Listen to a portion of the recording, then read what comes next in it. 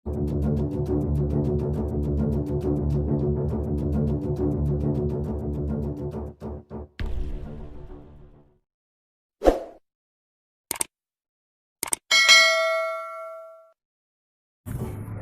mulai terjepit di LCS, Cina ajak negara ASEAN berdamai.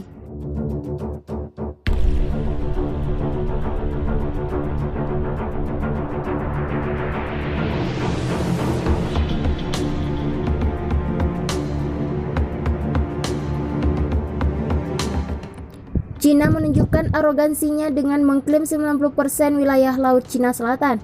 Klaim pada perairan yang kaya dengan hasil laut serta gas dan minyak itu pun langsung mendapat penolakan keras dari negara-negara Asia Tenggara yang tergabung dalam ASEAN. Langsung mendapat penolakan keras dari negara-negara Asia Tenggara yang tergabung dalam ASEAN. Merasa mulai dimusuhi, kini Cina mulai bermulut manis dengan mengajak damai negara-negara yang memiliki perairan Laut Cina Selatan.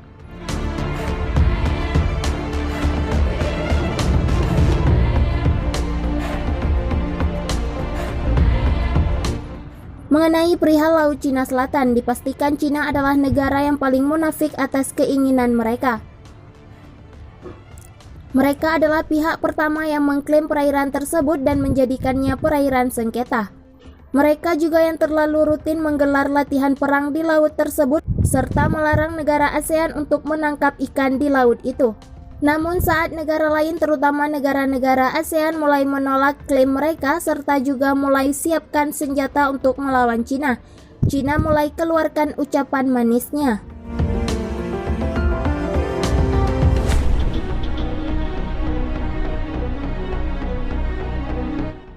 Mengutip South China Morning Post, Beijing suarakan kekhawatiran mereka mengenai risiko konflik yang meningkat di perairan tersebut. Beijing menggunakan pernyataan Menteri Luar Negeri Amerika Serikat Mike Pompeo yang menolak klaim Cina. 3 minggu setelah penolakan klaim Cina atas Laut Cina Selatan oleh Mike Pompeo, Beijing memanggil 10 diplomat ASEAN bersama-sama bertemu. Tujuannya adalah menyuarakan kekhawatiran mereka mengenai konflik yang terus meningkat di perairan tersebut.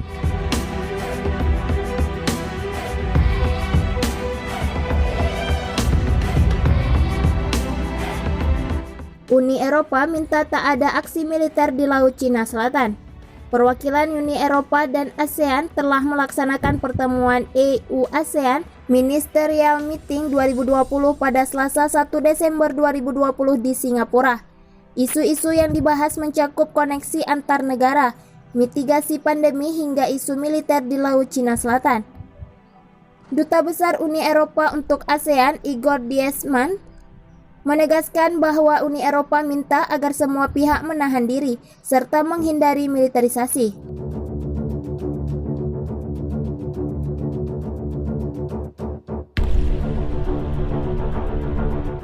Uni Eropa telah beberapa kali menyatakan kita khawatir terkait militerisasi Laut Cina Selatan, ujar Dubes Driesman.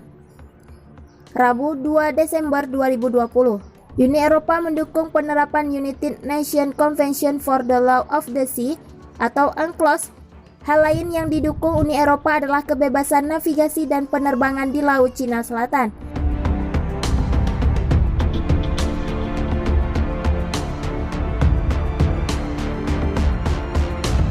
Dubes Driesman berkata para menteri yang hadir pada pertemuan EU-ASEAN sepakat untuk menahan diri di Laut Cina Selatan.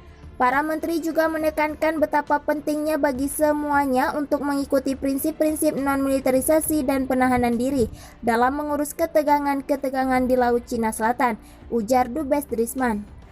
Pertemuan EU-ASEAN 2020 menghasilkan kesepakatan untuk mempererat hubungan Indonesia dan Uni Eropa.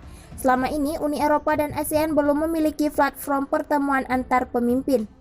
Dubes Driesman berharap hasil pertemuan terkini bisa meningkatkan koneksi antar pemimpin Uni Eropa dan ASEAN. Keputusan kemarin akan berujung ke lebih banyak komunikasi antara pemimpin kita. Saat ini kita belum memiliki pertemuan reguler antar pemimpin kita, ujar Dubes Driesman.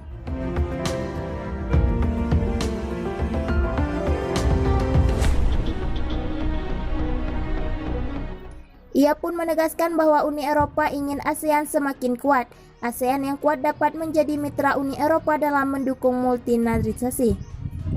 Kami berpikir ASEAN yang kuat adalah penting bagi Uni Eropa, tak hanya dalam membawa kemakmuran pada rakyatnya, tetapi juga dalam membawa stabilitas ke Asia dan seluruh dunia, jelas Risman.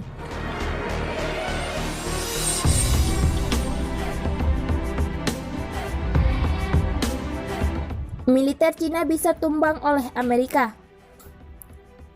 Selama ini militer Cina terlihat kuat, kekuatannya sangat mengesankan. Tapi Amerika melihat Cina justru bakal tumbang. Bobrok di dalamnya diyakini bakal bikin goyah. Dilansir dari scmp.com, Selasa 1 Desember 2020, militer Cina memang punya kekuatan mematikan. Seisi dunia bisa dihancurkan. Rusia dan Amerika sekalipun bakal menghitung ulang bila berhadapan dengan Cina, tapi kekuatan dahsyat tadi hanya berasal dari peralatan perangnya.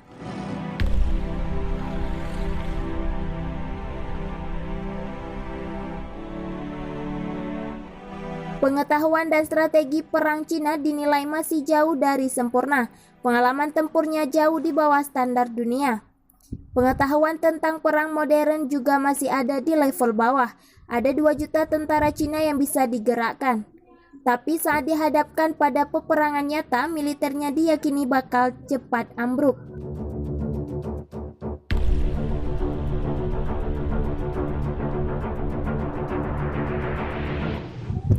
Orang dalam militer mengatakan bahwa militer Cina sangat butuh pedoman perang ala militer. Kalau tak segera dibuat, Amerika diyakini bakal leluasa menghancurkan sendi-sendi pertahanan Cina. Kami telah merasakan krisis yang kuat, ucap pakar militer yang berbasis di Beijing, Zhou Chengming. Zhou mengatakan militer Cina harus benar-benar mempersiapkan diri.